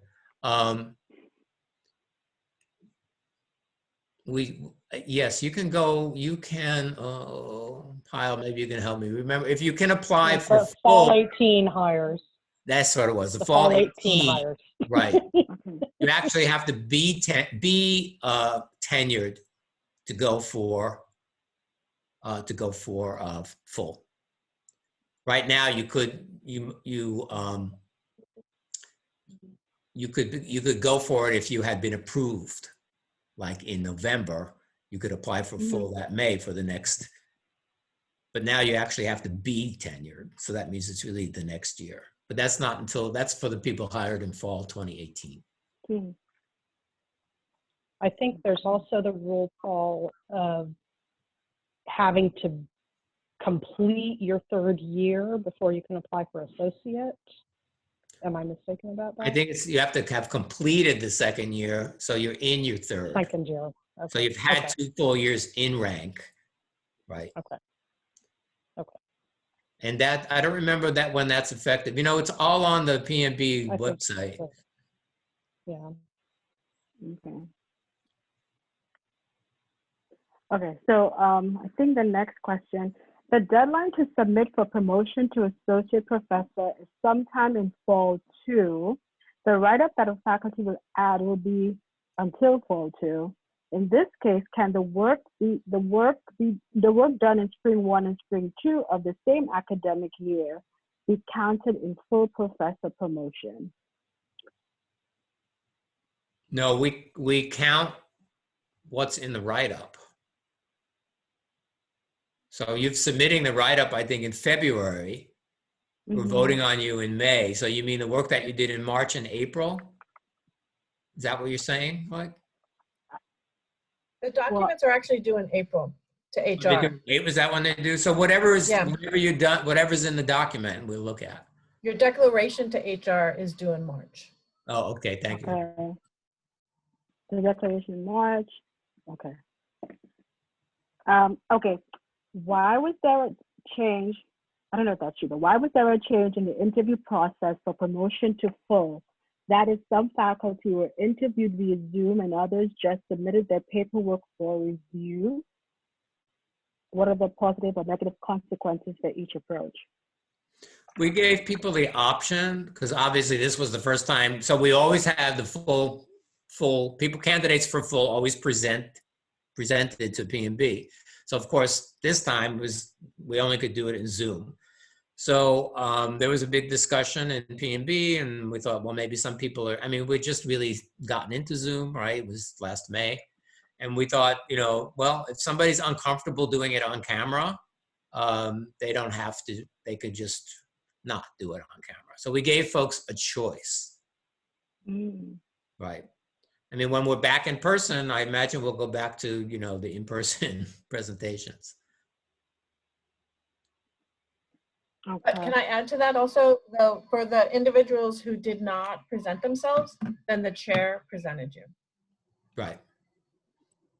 Okay. I think there's a question that's asking about each category, and they're saying that should they aim to contribute approximately a page or 2 for each of these sections? I don't think we have to do a page or 2, do we, Paul? Is that for promotion paperwork or For- annual for- evaluation paperwork?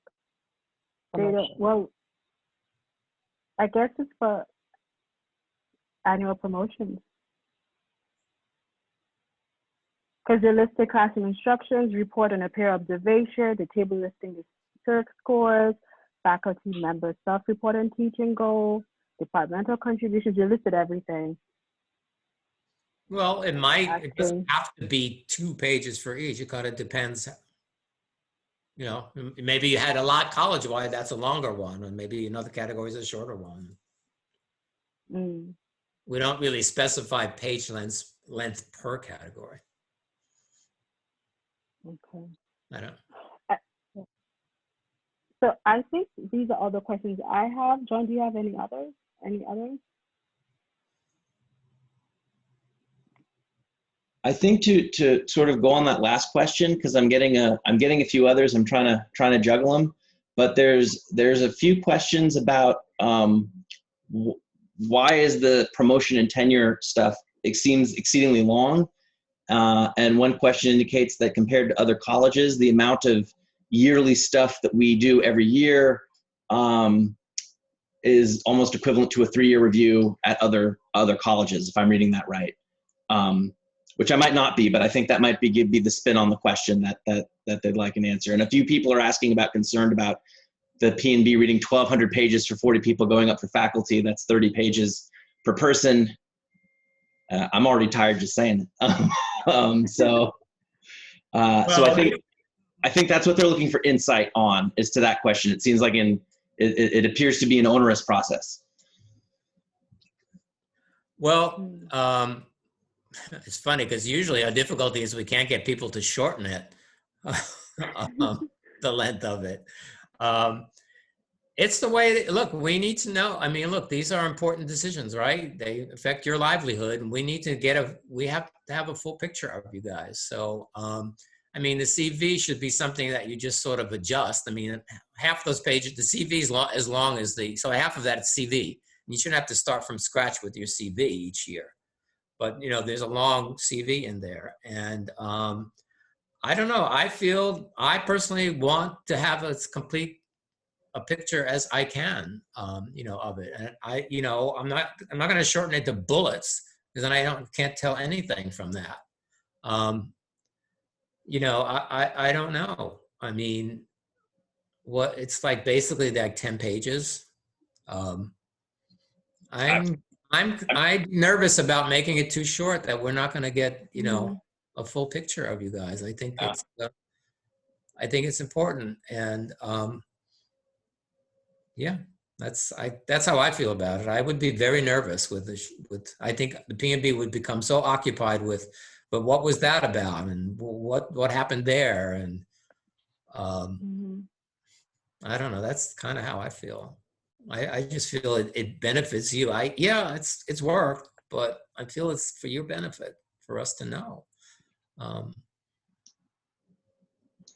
Yeah, there's at least 2 questions about putting stuff in our folders in HR. So I put the link up earlier. We can still submit stuff remotely.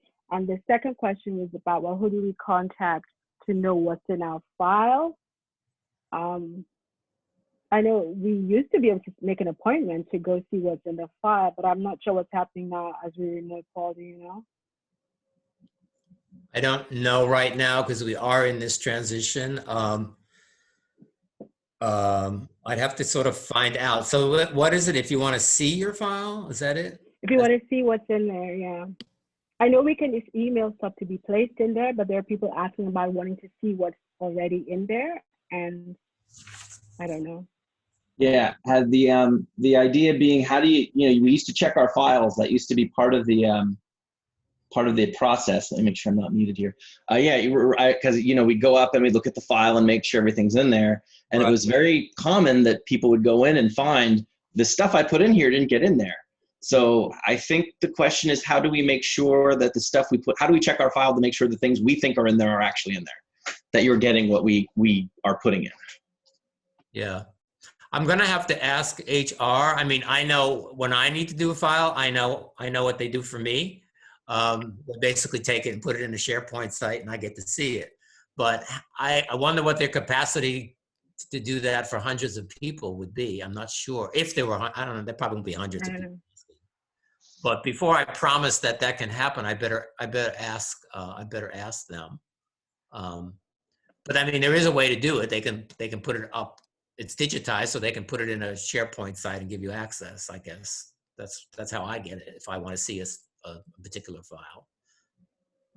Can I check on, John, let me sort of check with HR on that. Okay, sure. Yeah, I mean, it's very tough not having the Oswalds here, and not having a Yeah. director. The other folks are great, but they're really shorthanded without a director. Any other questions? I've got a few to Okay. run down. Some of them are long. So just let me know when I should go and ask them. Go. Okay. So I'm going down my additional questions. One asks, why is the promotion process not transparent? For example, why do we not receive any feedback? When we are not promoted, we are expected to provide feedback to our students on their work. We can't just fail anybody without providing any explanation and feedback, while we do not receive any feedback on our work. I don't know who wants to take that up. Probably Payal or Paul. I guess, Paul, go ahead. You can say No. what you need to, but I was just going to say, talk to your chair. Yeah. The chair can give you feedback, but you know, I mean, the confidentiality, I mean, the chair's not supposed to say, well, you know, so-and-so said this, but if basically the chair can say, you know, everybody felt that you didn't really have much in terms of a college-wide contribution. You could get that kind of feedback. Can you get the feedback the committee thought this was a weakness and tell you very specifically what that was without giving away anyone's name? Does that violate the confidentiality? Would be my follow-up. Like say I don't know. Can you just say that contribution you know that we were looking for X number of contributions. You need to improve on this. I mean, do you think you could expand on the specificity of what the chair can tell you? Because I feel year after year, I still keep wondering, even though I'm kind of done with that process myself, if that makes sense. I would, if I am in a situation where I need to give feedback to someone who did not receive a promotion, first they would need to come to me and ask me, you know, what's going on, and I would try to provide feedback in a way that will help them succeed the next time they plan to apply for promotion. Which means if there was something that needed to be strengthened, I would basically say, you know, the committee felt this way, let's work on that. How can we present that? How can you work this year to be ready the next year? Or maybe we need to wait 2 years so you can work on this and then apply. I would try very hard to make sure that whatever I hear in P&B, I help my faculty apply so that they can be successful at promotion in the future.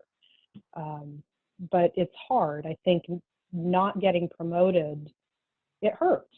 Nobody wants to get that information. Nobody wants to get that letter. And from my perspective as a chair, we're the bad guys if somebody doesn't get promoted. So it's hard for faculty, I think, to come and talk to us and hear what we have to say. So I would love to talk to all of the faculty who don't get promoted and say, come and talk to me. I want to help you, right? I'm your advocate, and this is how I can help you.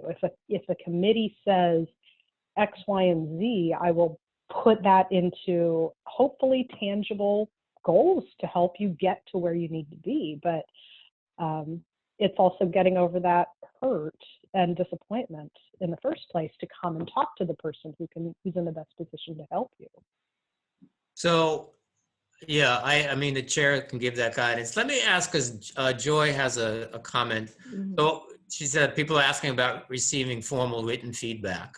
This is not my question, by the way. I'm just I'm just going off of comments that I have heard from faculty who want something tangible. Yeah.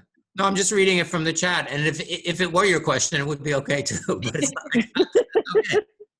But that's an interesting, you know, that's interesting. Do you think people, I mean, I don't know if we're precluded from doing that. It's kind we get reappointment letters every year saying we've been reappointed. I think some faculty just want it in writing so we can look back at it. I'm wondering if, you know, I'm going to take that up. I mean, I have to sort of talk with and see if we would be allowed to do that. Actually, maybe it would be interesting to have the feedback letter from the provost or the president. The appointment letter comes from the president.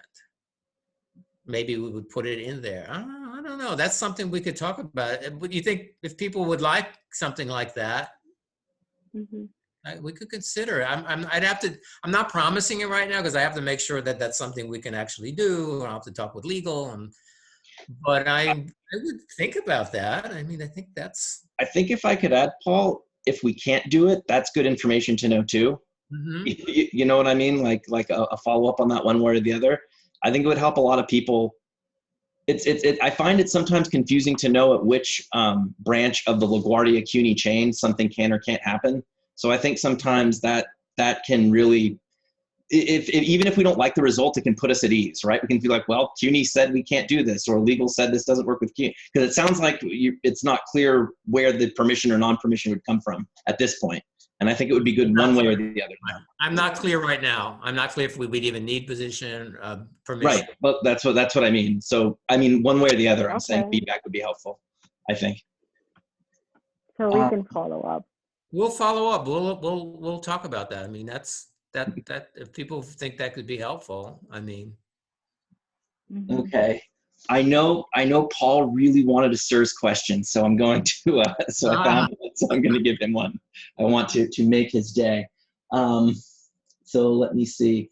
So students' feedback on our teaching is important. However, we know the SIRS are problematic, biased, and scientifically unreliable.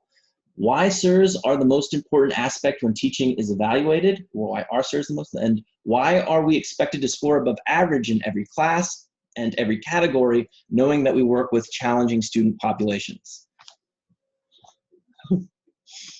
Well, I can tell you this. You know, all instruments are not perfect. A couple of years ago, we actually, in P&B, we actually pulled in the designer from ETS of the survey.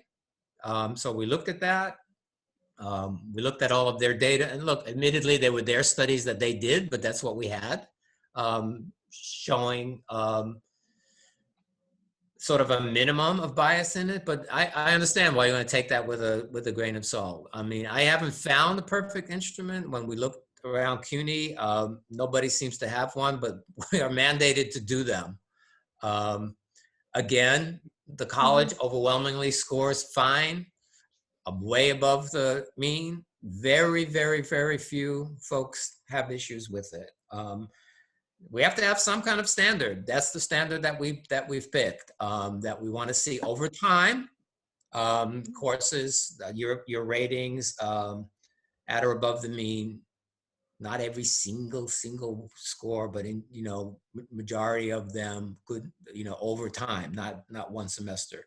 We always take into consideration, like people say, well, it's the first time I taught, a writing intensive course, for example. So, we say, oh, if the SIRS weren't so good, we look at the whole picture with it. But, we're mandated to have something.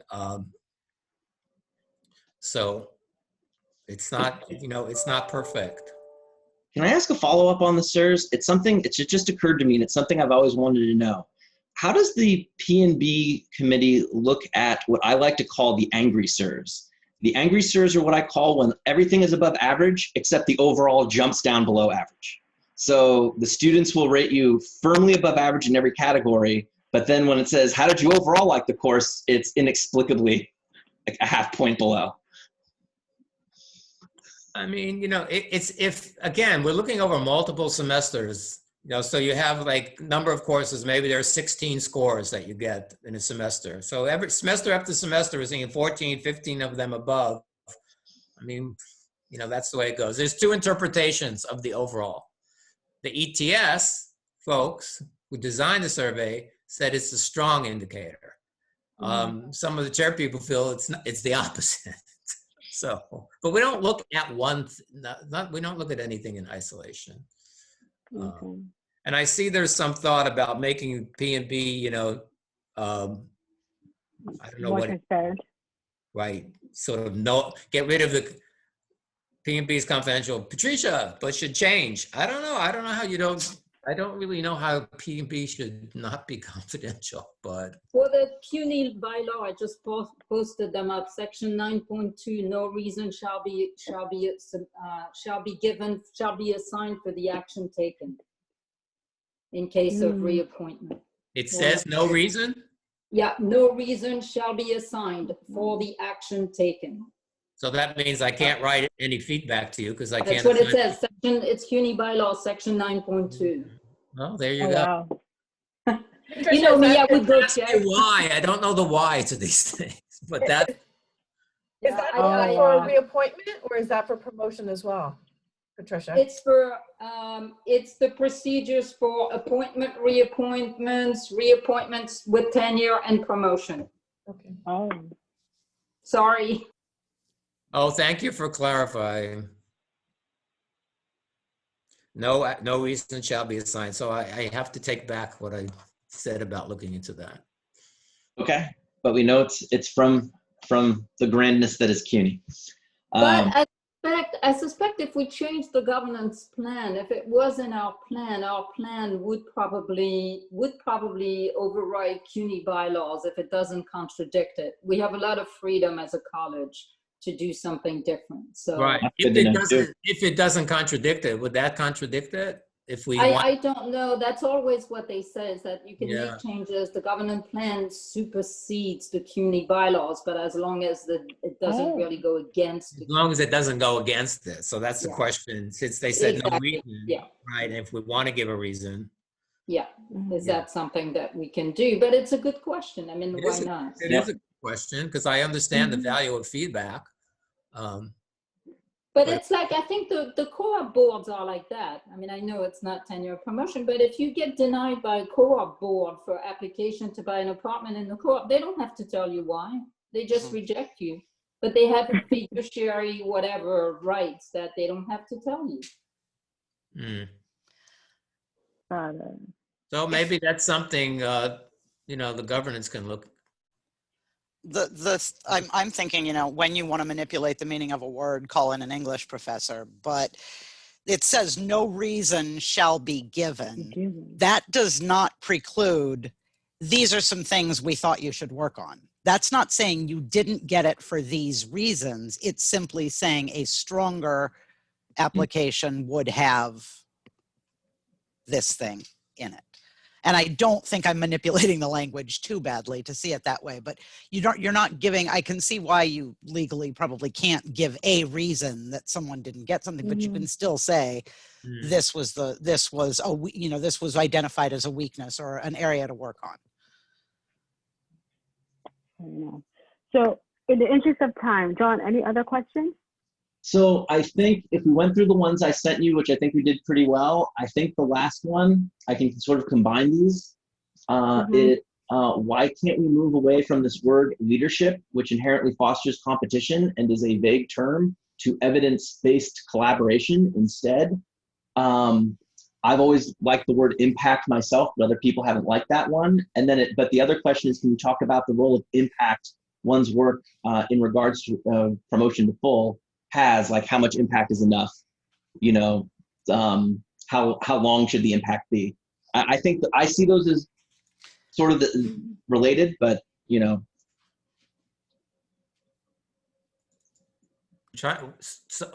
was the question? So the first question is about this word leadership, which seems to foster competition. Why do we use it, and why couldn't we use something like evidence-based collaboration? Something that sounds less competitive. Is the name that important?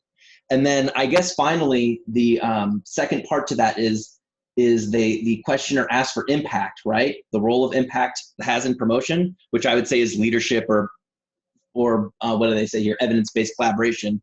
How much is enough, and how long does it have to be?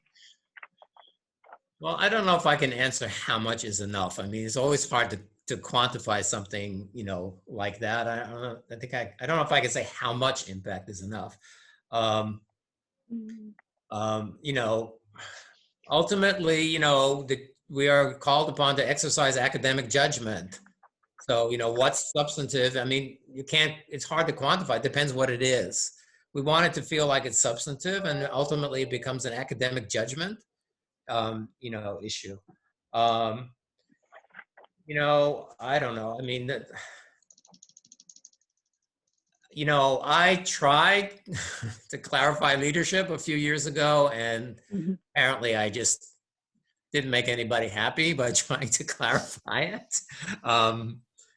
So, you know, and if you start changing the language to whatever the language might be, what is it, evidence-based collaboration, whatever it might be. Yeah, yeah. Why could we call it something that's more evidence-based collaboration, something more team-orientated than individual-orientated?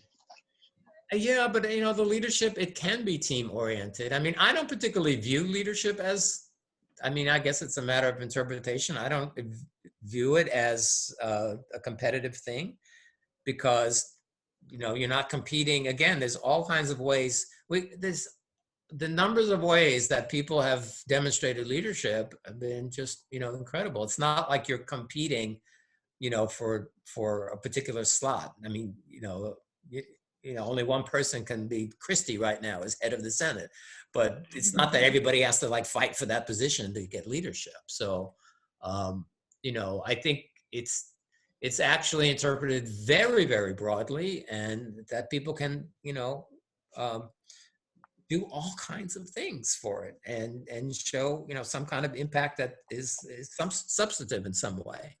And there's a big range of that. There's a very big range of what's substantive. I mean, it's, you know, it's, and depending what it is, you know, it ultimately comes down to the group of chairs, you know, are called to exercise academic judgment on it.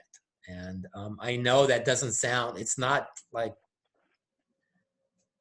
it's not, I guess it sounds like it's not transparent, but I can't really, you know, come up with ways to quantify that and say how much. I can't really answer it.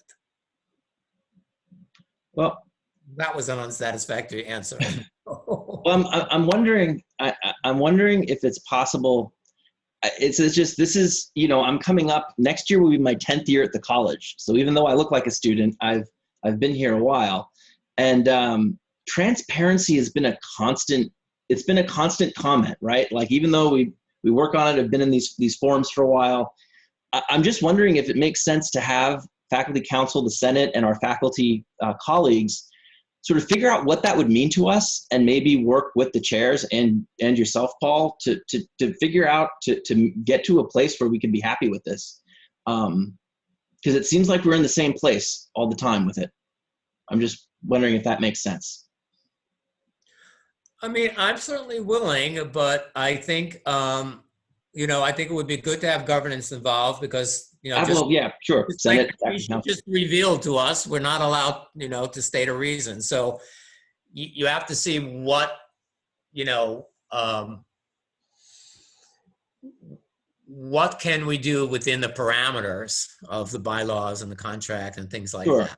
And, you know, it may be a little, you know, but, you know, we could look into it. I mean, you know, I've tried, but I think you're right. I mean, I think I've tried for a long time. You know, I started bringing data every year to the faculty senators and the faculty council in terms of how many letters of concern, how many reappointment, how many non-reappointments. You know, that never happened. I know this year I don't have it, but as soon as we get a director, we'll go back to getting that. You know, I try and present that kind of thing. I tried to have actually a really clear definition of leadership, although folks felt I was changing it, but I was just trying to clarify it, but that didn't work. People didn't feel that that was, you know, helpful. So I'm, you know, I'm interested in it being, you know, in being transparent within the, you know, to the extent that it can be. So if folks want to work on it, I'm open to that. Yeah, if I could say that you have done an outstanding job at really building some transparency in just giving us the percentages of promotions and denial. I mean, that we've been able on the Senate and as faculty council to look at that for the last few years has helped. I think just the criteria of leadership is a little bit terrifying, and defining it as you did makes it actually seem a little more onerous. So, it just in trying to demarcate it more. And so it is something that is maybe something that we could work on more collaboratively, rather than working on it with the chairs as the P&B, to involve faculty in really trying to nail down, or not, you can't nail it down. It's going to be, I think, ultimately somewhat amorphous, but it's something that we could work on getting a better grasp on, so that it's a less scary concept as we're all looking for opportunities to try to show leadership and make an impact. Yeah, yeah. Isn't it? It's a tension, sort of, because you want things to be, actually, we're quite flexible on a lot of things. And then when you start, but that flexibility, to have that flexibility, sometimes the definitions are a little vague. Then when you start defining it, it's A, B, C, D. Oh, but it's not E, F, G, A. And all of a sudden it feels like it's narrowing, which we don't really want to narrow it. So I get the tension between that, but you know. I think Sigmund has his hand up. Sigmund? What? Yeah, hi, thank you. I'm picturing being a junior faculty listening to this, and it probably would make me more scared too. I just want to clarify, there has been disagreement, pushback from the union, the faculty council, and the Senate in previous years about the origin of the leadership criterion in the handbook and the wording. And I know, we don't have to go into all that here, but just one specific point about it. If I remember correctly, the handbook said that leadership is a criterion that is invoked, I think it's leadership in the person's field is invoked in decisions about promotion to full.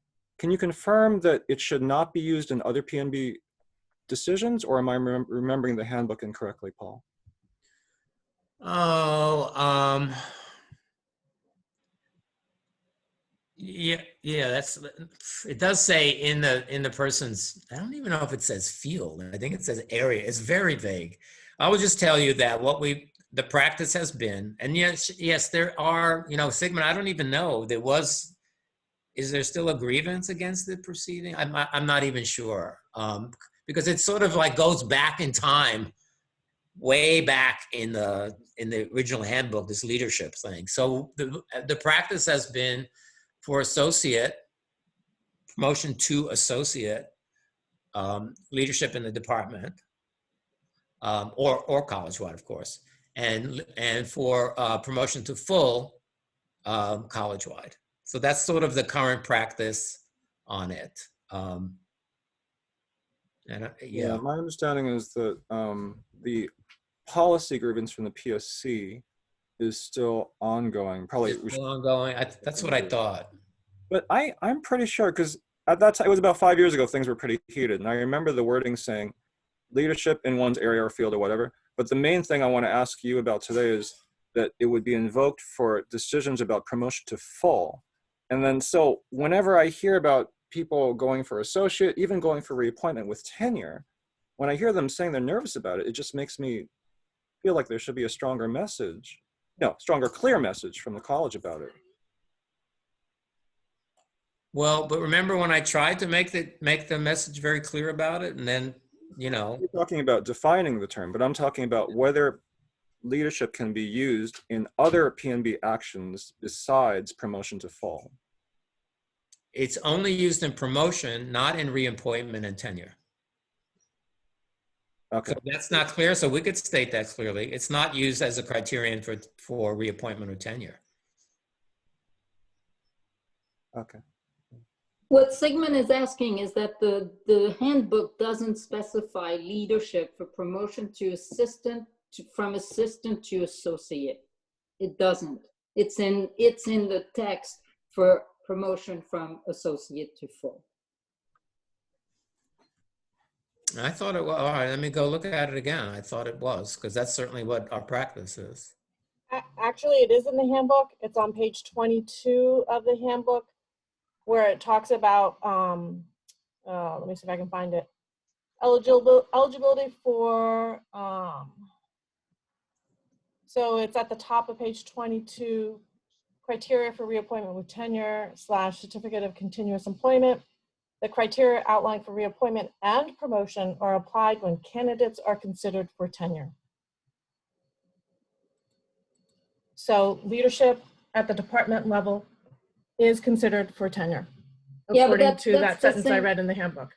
Yeah, Linda, that's the same thing, is that we don't know who made the decision on the handbook. And that's a question that we've had for years. It may not be the forum now, but that's a question that we've had for a long time, is who made the decision of revising the handbook in 2019, that it didn't come to governance. So that's a question I think that needs to be, that at some point we may have to answer.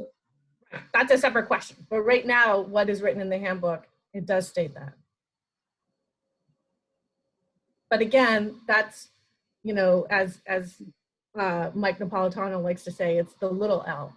So it's the leadership that can be at the departmental level for a promotion to associate and tenure. The handbook was revised in 2019. Linda, you're saying the handbook was revised in 2019. I don't know when it was revised. I just know I'm looking at the current handbook now that was posted in the chat, and it's on the HR website. And so that's at the top of page 22. Oh, okay, thank you. I appreciate that, because we need to, because 2019 is after the union began its policy grievance. That means that the college, whoever revised it after the grievance had been filed. Oh. Okay. I can't remember if it was 2019. I have to ask Mike Napolitano. He keeps the best records. I would have to look at my notes to remember when it was.